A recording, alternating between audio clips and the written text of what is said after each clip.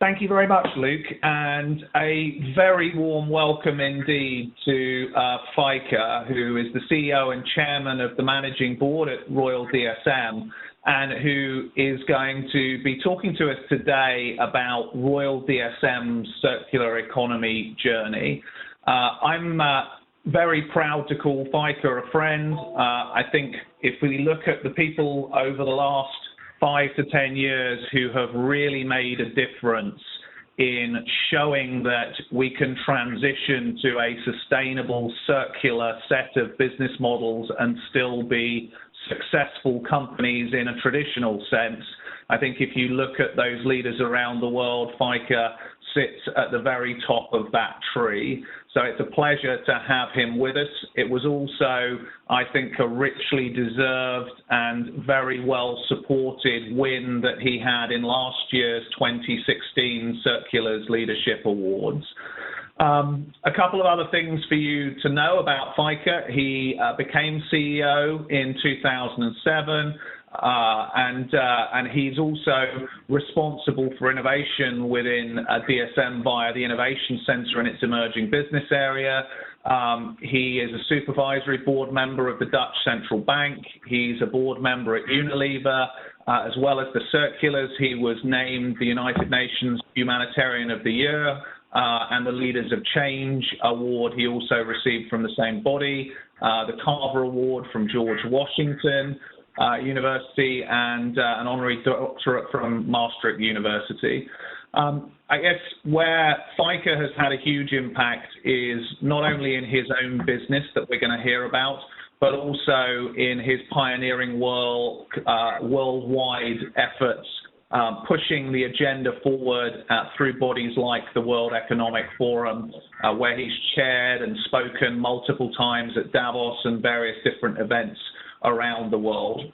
So really looking forward, Feike, to you talking to us about the circular economy journey, about some of the amazing things you've been doing, for example, in waste to energy, in transforming the solar energy sector by turning the manufacturing of energy-boosting film coverings into a product as a service model and other areas. So again, let me extend a warm welcome, Feike. Thank you for talking to the YGL group, and we look forward to your insights, and I'll come back in a bit for questions and answers after you take us through your initial presentation. Thank you very much, Peter, and thank you, Accenture, for organizing. And thanks to all of you for calling in and being interested in the circular economy. I have some slides we will flip through, and you can follow it via your PC, and I will talk a little bit around those slides. Indeed, the circular economy, maybe in the past, started as making some savings on products and not spoiling it or reducing waste, or at a certain moment cradle to cradle. But the circular economy, and I'll come back to that, is more than that. And it is a concept which can help us all to drive an economy and economic development with a scarcity of resources. And I will address all of that. Now, let me draw you the picture, second slide, about DSM and where we come from. Yeah, we come from a not so sustainable background, to be honest.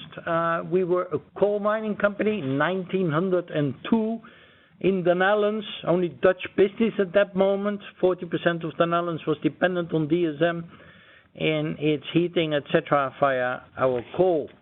And a lot of discussions in the company that would last forever, because 40% of the Dutch population would not disappear, so coal would not disappear, so we don't need to change, was one opinion. Another opinion was, this might change, and we need to prepare. Those were the chemical people, and we need to go into petrochemicals based on cokes, gas, etc. The chemical people won that debate, fortunately, because this debate was in the 50s, but in the late 60s, gas was found in the northern part of the Netherlands. Dutch government closed down all coal mines, and that was the end. That would have been the end of DSM if we would not have transformed ourselves on time to a petrochemical company. Then in the 90s, when I joined the company also, we had the second debate of transformation and said, can we survive, and is it that we are in a sunrise business with all these petrochemicals. Will the Middle East players not become more important and not only spend their money on building casinos or buying hotels in Las Vegas, but also leave a legacy and converting their products into bulk chemicals and petrochemicals? How sustainable is it, etc.? We had a lot of questions, and we did a big second transformation, selling all our bulk chemicals, totally away of petrochemicals and bulk chemicals, and changing the company in a 10-15 years period into the life sciences and material science company as it is today. We are world's largest producer of nutritional food ingredients for the food feed industry in our life science business, and we are one of the big players into high-performing materials to make electronics greener, cars lighter, coatings for solar panels, second-generation biofuels, new energies, and all that stuff. You see, changing of the logos may be fitting with different periods of the company. It gives you some background in how we adapted to changing environment, and I think that's the most important of every company. I'm a biologist myself, believe in Darwin, and it is not only the strongest, the biggest, the fastest who will survive in this world, but those who are the fittest, and that's not the one who goes most often to the gym, but the fittest in the English word to fit in and to adapt yourself, and that is what we did. And I think we need to continue to adapt, and that's the next slide, because the world around is continually changing, and a couple of those changes are triggering, I think, this whole circle economy. Because we have a spread of consumption, we have a spread of how we work in the world, which is unequal. The richest billion people in the world, and most likely all in the coal, will belong to the billion richest people in the world. You belong pretty fast already, if you have incomes like most likely we all have, to the billion richest people in the world. There are 7 billion people, but the richest billion people consume roughly 45% of all global resources and think they have the right, to produce 45% of global waste, which is of course unsustainable if middle class in other countries comes at the table and want their share. Other calculation to show the inequality, Oxfam Nova showed last year, the 1% richest people of the world have as much as the 99% others. And the 1% is growing faster, so at a certain moment we can make that 0.5 equals 99.5 inequality, and it will hit us in our face later on if we don't address it. Or the 67, I don't know how many people we have in the call, but something like that maybe, richest people in the world owns half of the total wealth. I don't know whether there's anybody in the call belonging to that group, but here you see inequalities and partly unsustainable. If you look to the supply chains which we have in the world, everything around climate change. I mean, climate change is real. It is there. Companies, governments, scientists, everybody agrees on it right now. If you see the Copenhagen consensus, it's moving rapidly over the last 10, 15 years. The cynical people are moving out, and people agree that there is climate change and that we therefore need to address things in a different way. Pollution, the same moment, look to China, look to Beijing, other places. But also a scarcity of a lot of materials. I always nuance this a little bit. There's a real scarcity in the world, and the good news is, well, officially there is not. At least there is not any molecule or atom leaving this planet. It's not true that during the night people from Mars are stealing our atoms and molecules and bring it to Mars or Venus or whatever. It all remains on planet Earth. There's a little bit of helium going to the stratosphere and evaporates. But most of the other molecules and atoms remain on this planet. But yeah, in different places and different order. A lot of carbon, which was under the ground in coal and oil and gas, is now to a large degree bound with oxygen in the air as CO2. It's not the place we want to have the carbon atoms, but there's where we put them. A lot of metals which were in Africa are back in Africa, but they were well structured in Africa, in mines, etc. We put them in our PCs and electronics and what have you.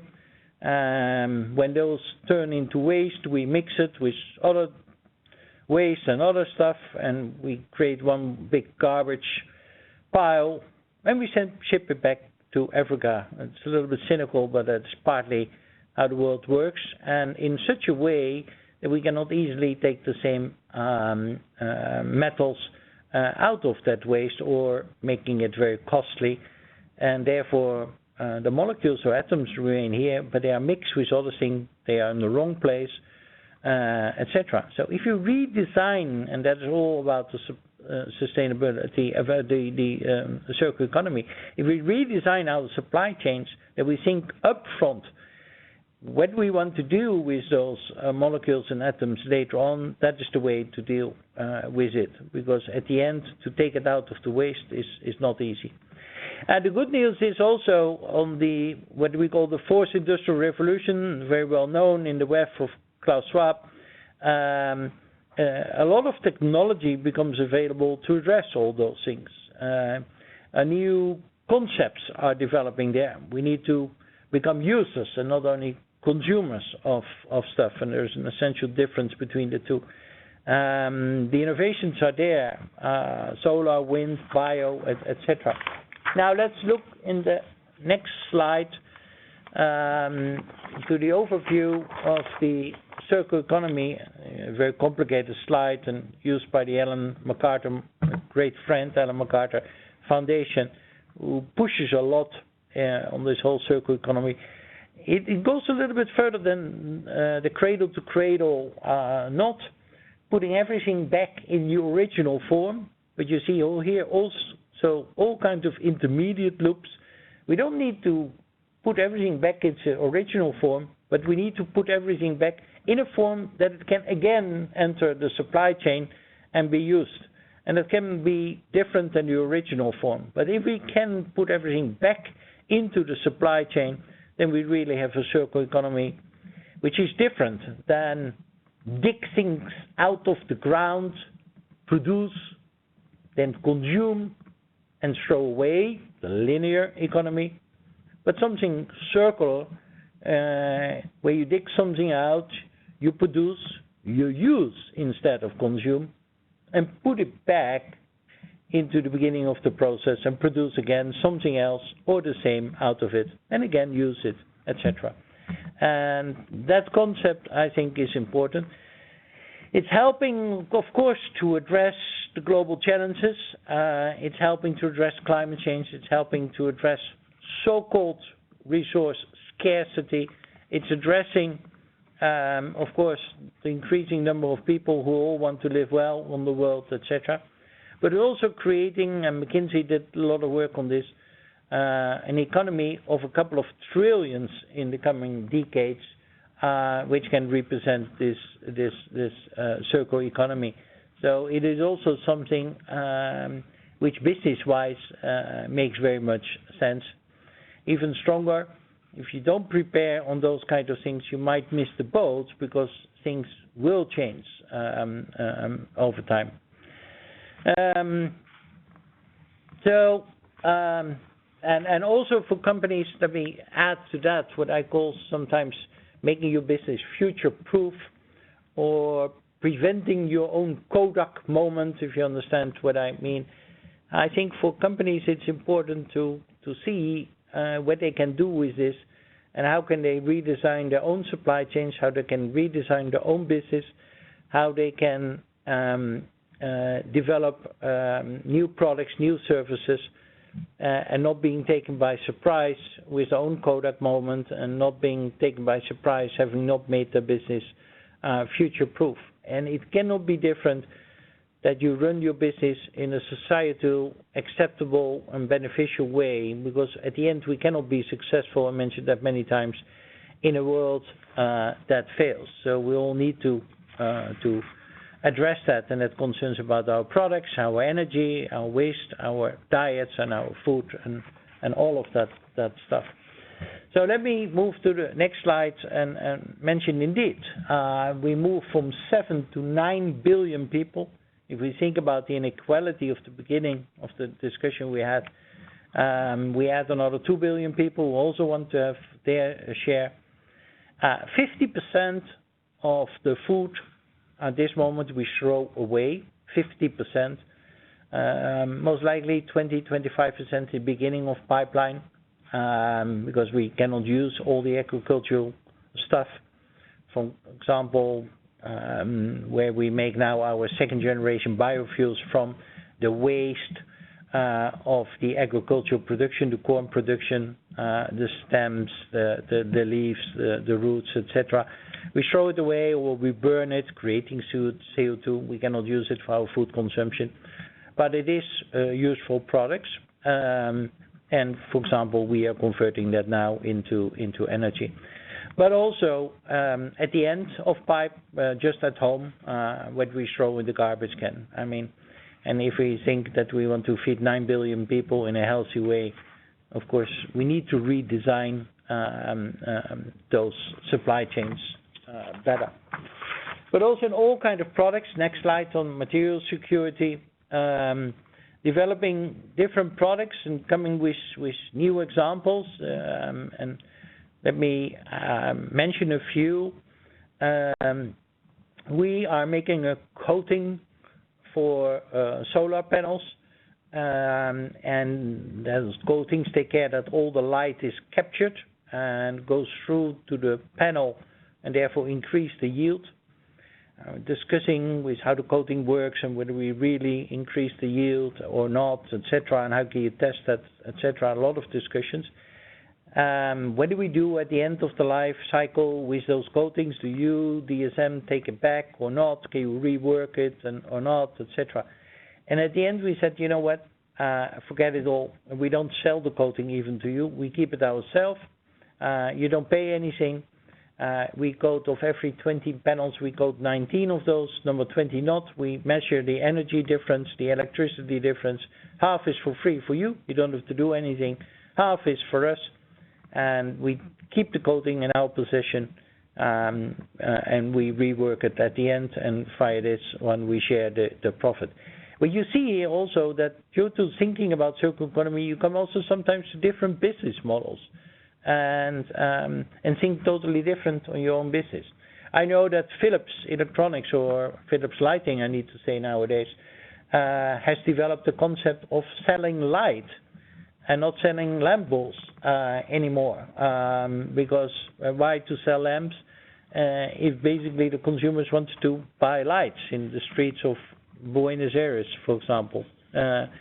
So this whole thinking about circular economy and keeping the product for yourself and having the others use the functionality of your product, and maybe you keep your product, triggers those kinds of things. We do the same with carpets at this moment. We have developed the concept of Niaga, of 100% recyclable carpets. It's unbelievable what we throw away every year in terms of carpets, and what is the composition of carpets. With so many materials into that, we cannot take it out anymore, and the only thing you can do is just to waste it, because it's so expensive to take it out. So if you're thinking more about the design of carpets and the design of the whole supply chain, you can rework it and use it. And the same in the next part on energy. I already mentioned using agricultural waste to convert that into second generation biofuels as we do, or solar as I already mentioned, and of course this whole new alternative energies need to play an important role. I think Paris has been a turning point. It is phenomenal what the governments have agreed in Paris, and I think it is a starting point. We will try to anchor more this whole thinking about sustainability into our economic system by putting also a price on carbon emissions. I bet you, and I'm one of the co-chairs of the Global Carbon coalition of the World Bank together with Céline Royal, the French minister, and we will advocate for putting a price on carbon. And those companies who do not prepare on a price on carbon will be in a couple of years surprised where the heck this came from. Well, the writing was on the wall since Paris, and you should be prepared. Therefore, we work already since a year with an internal price on carbon to get used to that and to help transitioning our company to a new point. We are transitioning ourselves from the fossil economy, which we are living in right now, step by step, into what I call the bio-renewable age.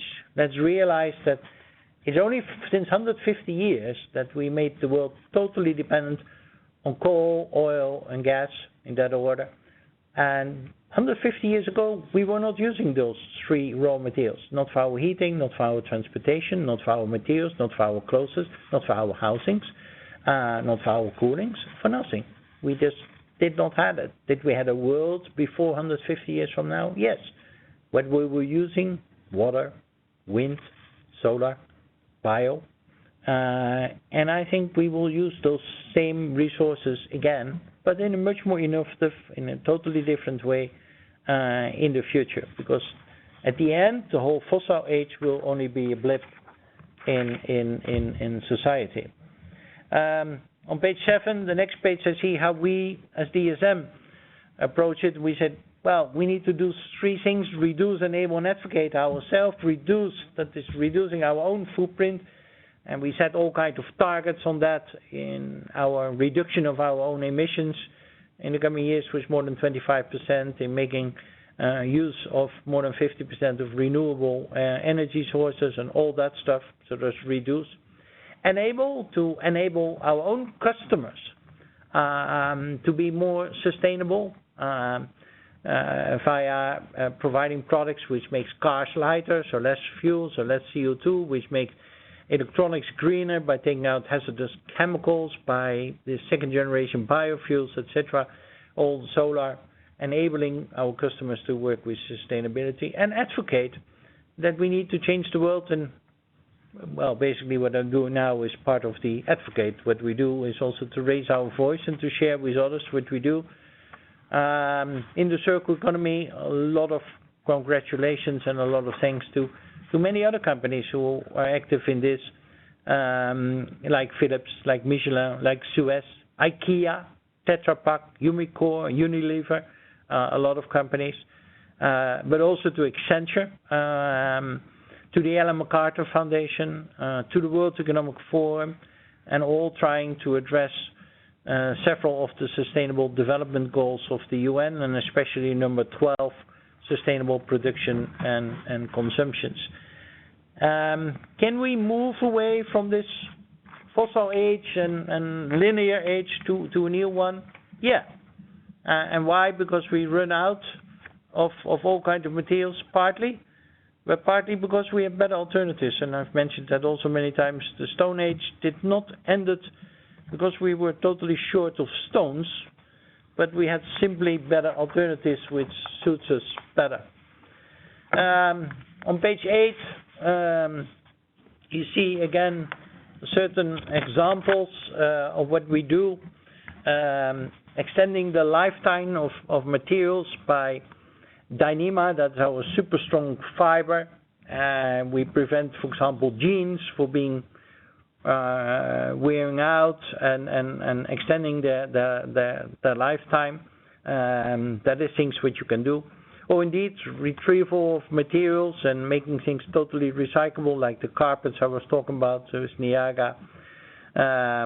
Or using, indeed, like I also mentioned, waste streams as an input for energy. So you see that you can work with different concepts, and I would stimulate everybody in the call also to think about different ways in which you can trigger your own business models in your own company.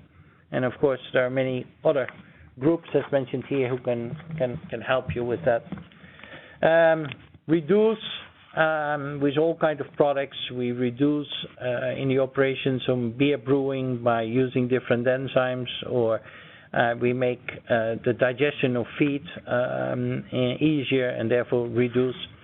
Enable on the next page, same examples that I will not go through, as I mentioned already, a few. And then we move to the last page, page 11, where I want indeed, I already mentioned a couple of groups, like the Ellen MacArthur Foundation, like Accenture, the World Business Council Sustainable Development with Peter Pucker, the CE 100 with more renewables, World Economic Forum. And I would like to mention also this whole thing of moving to a more circle economy or approach in your company most likely cannot be done alone. You need to work together with people in your supply chain. So I would stimulate you to collaborate with other people, to collaborate with other people in the supply chain. Sometimes difficult to be set up, but people, as I mentioned, can help you to have that being set up. If you look for partners, etc. Because at the end of the day, I think partnerships will play a very important role in being successful. I'm strongly believing in that our society should address the inequality or the so-called shortages of materials, etc., by redesigning our supply chains. And I think there are an awful lot of opportunities which provide also new business models for many of you in the call, and it goes as far as your own imagination goes. And I would like to stimulate you to think about that in your own business and see what is possible and what you can do. And most likely you will be amazed in almost all business what is possible. So far, my introduction, I'm willing to answer some questions. But Peter, I hand over to you first, because I hope this was elucidative and helpful to make a first shot on this webinar. Thank you very much, Feike. That was fantastic. Thank you. I think lots of interesting, inspirational thoughts and some very concrete examples of what you've been doing over the last decade in transforming DSM. So I'll kick off with a couple of questions, Feike, that I have or that people have just sent me, and then Luke will chip in with any from the that have been coming through our chat room as well.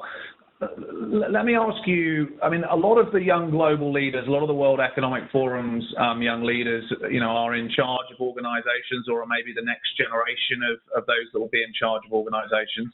So it's always very helpful to hear very practical examples as a leader of how you've managed challenges.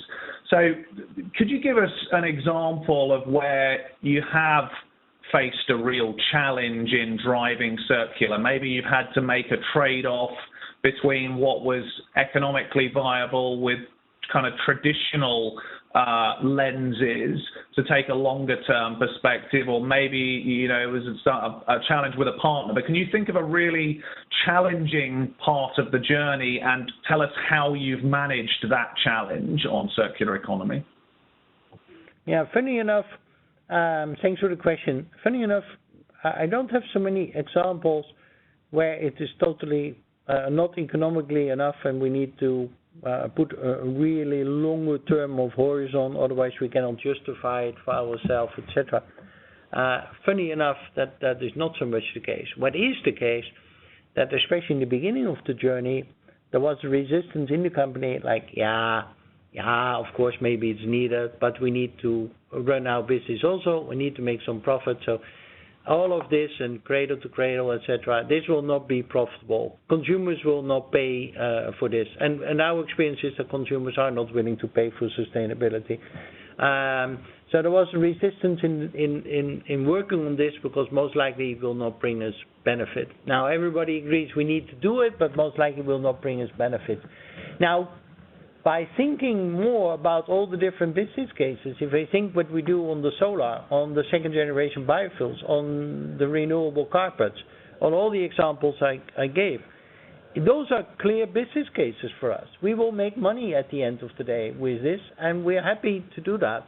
And we have developed business models with it which are very beneficial. So at the end of the day, we don't have a strong trade-off that we say it's good for the world but bad for the company. No, it's good for the company as well, although we had to overcome the mindset of the people that is possible. And the moment we have overcome the mindset of the people, the people are thinking more creative on solutions instead of only listing the problems, because it's very good in the beginning to list the problems. And by the way, mentioning one of the difference between cradle to cradle, although the concept is clear and very beneficial and good, and circular economy, is that in the beginning people said, well, if you really want the cradle to bring back to the cradle, that costs an awful lot of energy, and maybe it's good, but it makes no sense. And to be honest, in the whole circular economy concept, it makes no sense. The only thing is it needs to go back in the same supply chain, but it can go back halfway or whatever. There's not have to go back there. So if you put your mindset a little bit different, it does not have to be good for the world and bad for the company. Not at all. Mm-hmm. And so a follow-on question, if I could. So it sounds like a lot of the attention has been on getting the right mindset in the organization. I sort of often think of that as being a challenge of hearts and minds. So the rational versus the sort of emotional, and there are different ways to persuade different folks within organizations. What have you found to be most successful in changing that mindset? Is it the economics, the business case? Is it the bigger purpose and making a contribution to a sustainable world? Or what, have you got any specific examples you can share with us that you found successful?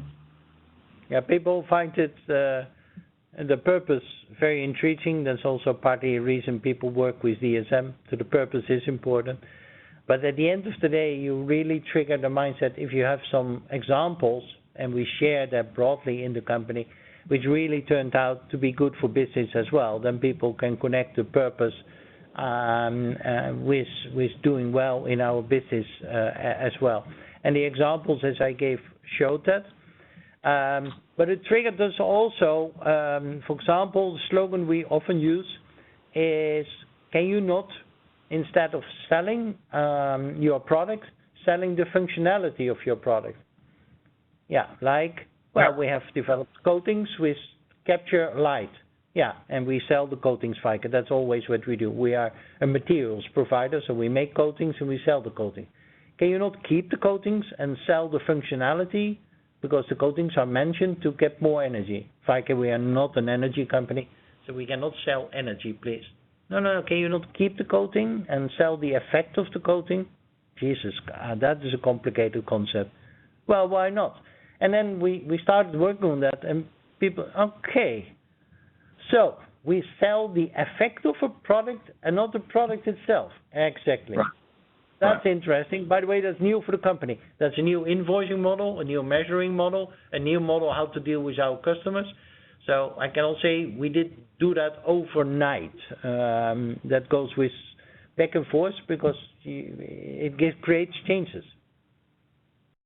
Yeah. Yeah. I mean, I think that's a good answer. Sorry, Feike, I didn't know if you just speaker went a little bit straight. So I think that's very helpful in terms of how you go about changing the kind of the attitude, the mindset. We've got a couple of questions that are coming in. I've got some coming in by email, some are coming in through the system. I'm going to read out a couple of them from different participants. The first one is, how is the uncertainty and volatility of commodity prices impacting your circular economy strategy?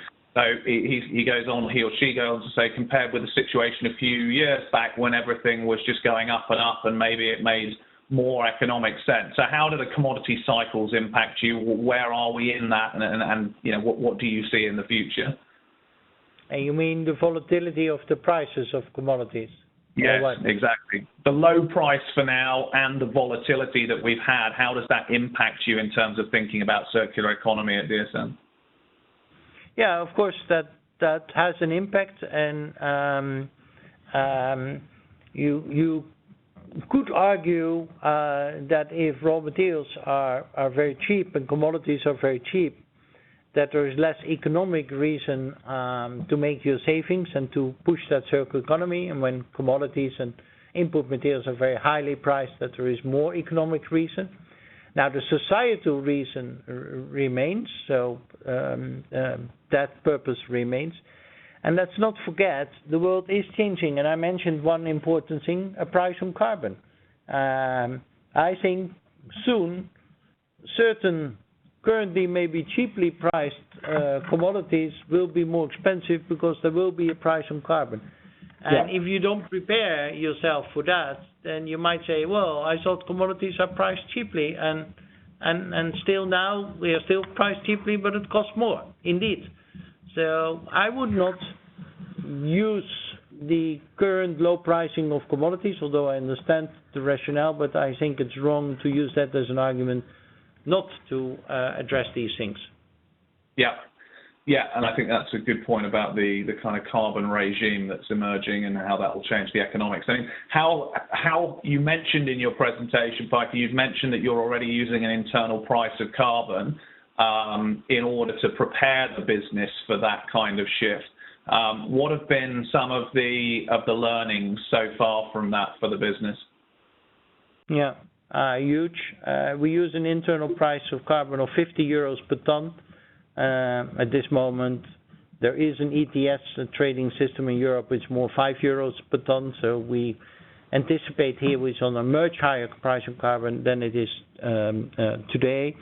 And when does that trigger? That means that investment decisions get this calculation included and let's say this burden included, so need to be better, or we only want to do certain investments if we can cope with an increased price of carbon. And that sometimes drives investments in a different direction to make some savings in further CO2 emissions, to make some savings in energy consumption, to make some savings in material use, even when commodity prices are cheap. So it changes our investment decisions, it changes our view, and again also investments, how we look to operations.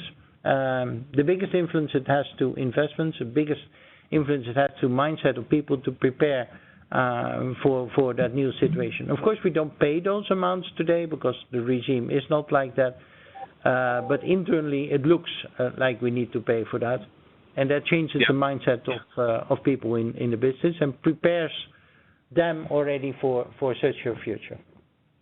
And has it already made, so in your investment committees, for example, has it already made a big difference? So you've chosen investments based on that? Yes and no. I think so in certain cases it did, especially with renewable energy.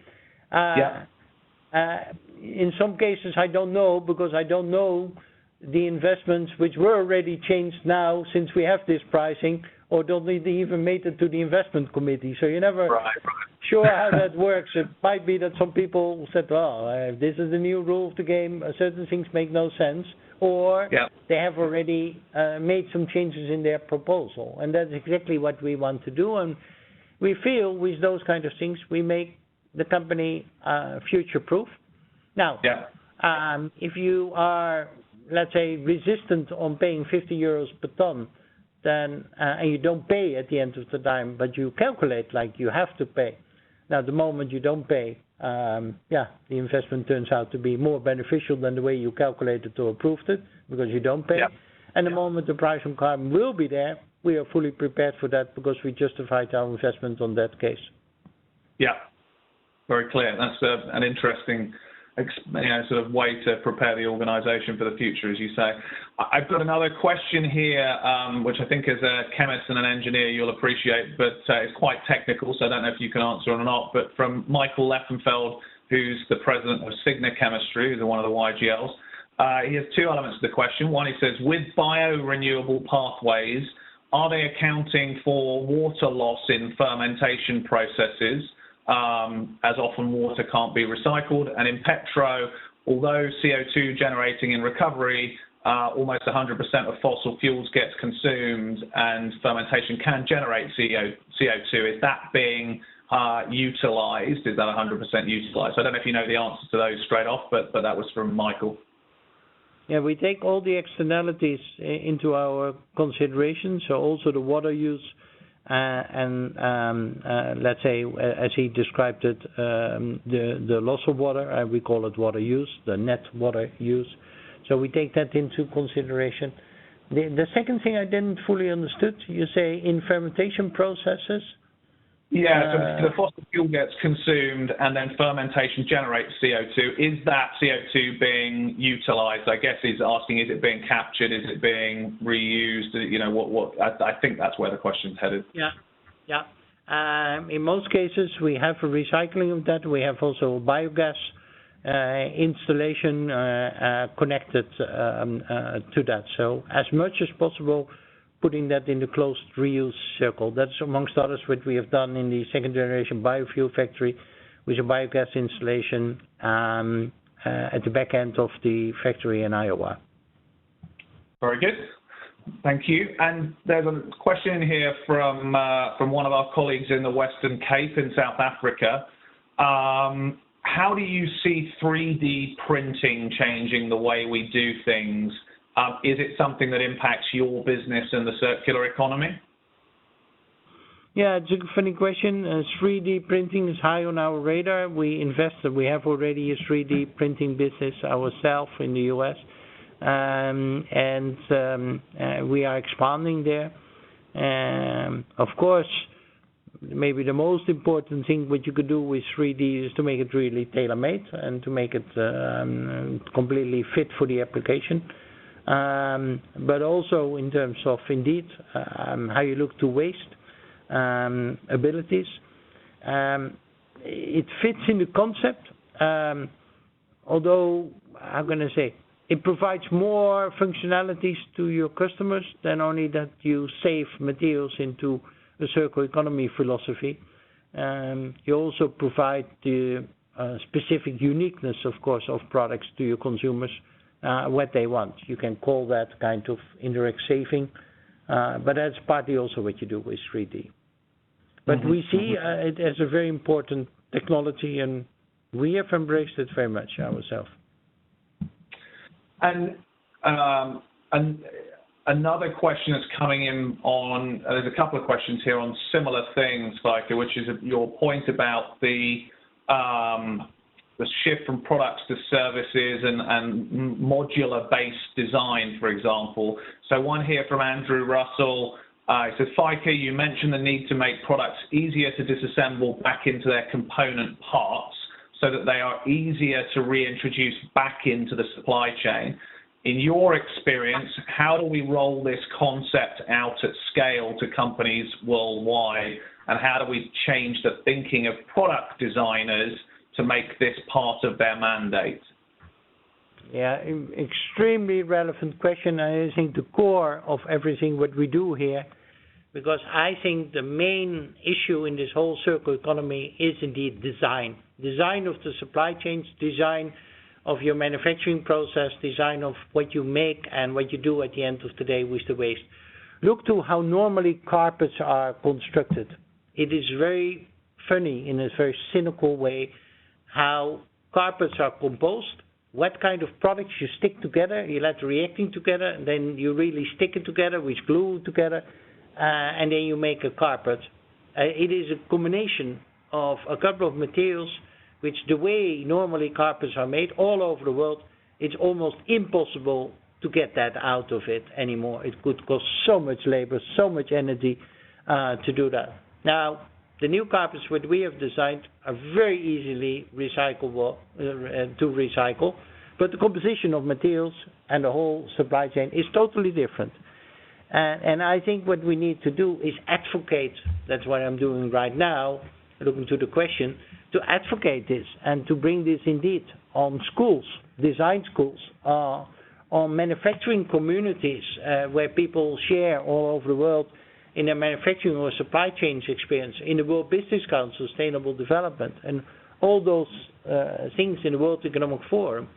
Bill McDonnell is doing a lot on this one of the founders of Cradle to Cradle, who shifted his activities more to now this whole supply chain design. I think if you need a speaker and a consultant and a help in your own area, Bill McDonnell is a really great person to use. But to advocate this as much as possible, and it starts already in schooling with the design of products and design of supply chains, and that we have educated our own people on that one. By the way, I know a couple of those schools. How much is this concept being educated in schools, in technical universities and others? As a side stream, to hear also something about this a little bit in some. As a mainstream, people should know? No. Should universities, technical schools, etc., design schools take that seriously on board? I think so. So it's a very good point.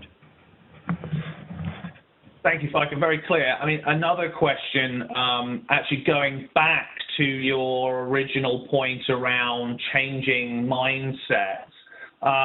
Another question here is really around, in terms of mindset and culture of DSM employees, how have you gone about changing the culture? You talked previously about the different motivations, but in particular, the questioner is asking whether or not you need to encourage more systems thinkers. Do you need to change people's attitudes to risk? Do they need to be able to think more strategically or out of the box? You know, how do you practically, and maybe it fits with your point about schools and training and development, you know, picking the right people to come into the business and developing the right people and encouraging them. How do you help them come up with some of those creative new ideas and business models and give them permission to do that? Yeah, the most important is tell. I mean, share internally in all occasions you can imagine where it is applicable, this storyline. Tell the concept, explain the concept, because the concept has an awful lot to do with the previous question on designing of supply chains. Explain the concept. Explain what you can do with different business models, selling the functionality instead of selling the products. Explain that you need to address threats or things which are coming, like a price on carbon, and you need to be prepared on that. By the way, it's not a threat, it's great, the price on carbon, but you need to be prepared for that, that's what I mean. So it comes from all angles, and the moment we had some first successes, we shared the successes, and that at the end helped the most, maybe, that some people say, oh, I thought it was only a funny concept, but it can really work in practice, right? Yeah, it can really work in practice. That's funny. Now let me see what I can do then in my business. That's the way people work. And the moment you see a success, then they say, hey, that's funny. Let me think about it myself as well. So communicate is the most important. Communication is key. That's great. Thank you. And I know you and I have seen each other on the road a few times in China and different parts of the world. So I think maybe this will be a good question for you to talk about, because you have operations, you have a lot of customers in emerging and developing countries. And the next question comes from someone asking, how do we ensure that developing countries leapfrog the linear fossil fuel-based development path to a more circular path? And what's the role of multinationals and governments in this? So that the leapfrog opportunity for developing and emerging markets. Yeah. A very good question, and that is indeed what I advocate developing countries to do, to leapfrog and not to copy the wrong process. To be honest, it's tough, because a lot of developing countries are copying the wrong process and then want to change and adapt later on themselves. So the only way I think of convincing them to do so is if you show that some of those business concepts can be more economical and more efficient than the old ones. Only to do good for the world maybe is not enough argument for them. So you need to come with arguments where it makes more economical sense. And there are those examples. But that I would use, and I don't have a holy grail or a silver bullet here, because this is tough, but it is important. Yep, and actually that's something for some of the other YGLs on the call. I think you're aware of it as well, Feike, that the work we're doing with the World Economic Forum this year to build out a global circular economy platform of governments and businesses collaborating across different markets to experiment, in terms of public-private partnership, will include a lot of activity in developing economies. We hope in a number of key markets like Brazil and China and Rwanda. and a few other markets. So hopefully it'll be an opportunity to almost see it as a laboratory for partnership and experiments as well. Yeah. I mean, so going back to Mike, actually, this is a question from me, actually, Feike. I mean, what was the moment, or what was the experience that for you was, what people call their aha moment, or that realization that actually this was a really viable business strategy as well as being a good thing for the world? I mean, you've really championed this topic now, but what brought you to it? What was the kind of turning point for you? I cannot imagine just one turning point which changed my mindset. It's a gradual process. I was intrigued very much when the Cradle to Cradle, I think you talk about maybe 8, 9, 10 years ago already, when the Cradle to Cradle concept was being rolled out. I was intrigued by it. But here internally it didn't fully resonate because it's difficult to implement and in most cases was very costly. So maybe we didn't understood the concept fully. We were intrigued by it. And then later on, when especially also in conversation with Bill McDonnell and Alan MacArthur, etc., this whole circular economy concept, that resonated very strong, and it's just a modification of the Cradle to Cradle. So all credits also to Bill McDonnell and Baumgarten who put in this Cradle to Cradle. But we saw the practical examples then in our company, and that's the way it works. If you see that you can develop a couple of practical examples, that takes to more. So that's the way it gradually happened. Very and good. I need to say also the conversations with Alan MacArthur, with Bill, with the Circular Economy Group in the Netherlands, with Robert-Jan van Ochterop and other people, that helps because it has to do with supply chains, and in many cases you don't do that alone. So the conversation with other partners, yourself, Peter, and Accenture stimulated us, the World Economic Forum, that World Business Council, that all helps. Very good. I'm pleased to hear that there's a sort of an ecosystem emerging to kind of help and challenge and develop the sort of path. Correct. That's how it's happening. It's an ecosystem that's well expressed. And Feike, I'm going to ask you just one final question to wrap up today. And really that is, so you have a group of young leaders, as I said, either the next generation in some cases leading already, meaningful companies of size and impact, from the Facebooks through to, more traditional businesses. What would your advice be to this group, as well as ministers and various different government officials and from other sectors?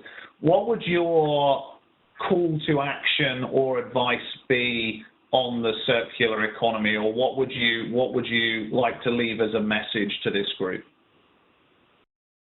The circular economy has to do with the fact that there are no molecules being stolen at night from Mother Earth. The whole remains here, but in the wrong place and mixed with the wrong materials. So we need to redesign our supply chains. And what I would like everybody to do is to think in how to make your business future-proof. The world will change. The world is already changing. The world will continue to change. Scarcity, felt scarcity is there. More people, more mouths to be fed, and all that stuff. It is unthinkable that our economic systems, that our prices on carbon, that all kind of things will not adapt and change. Make your business future-proof in that concept that no molecules are stolen and that you need to redesign your supply chains, and let then your creativity be your limiting factor. Think about different business models, think about different technologies, think about how you can run things different in your business to make it future-proof and to prevent that your business and that in your company people are working extremely hard and then whilst working extremely hard finding out their own Kodak moment. That I would not grant to anybody. So make your business future-proof. Feike Sijbesma, CEO and Chairman of the Managing Board at Royal DSM and winner of 2016 Circular's Leadership Award of the Young Global Leaders in World Economic Forum. Thank you very much indeed for a fascinating talk. We really appreciate your time and I think that's a great message to leave on. So thank you, and thank you to all of you for attending as well. Thank you, Peter. Thank you very much all.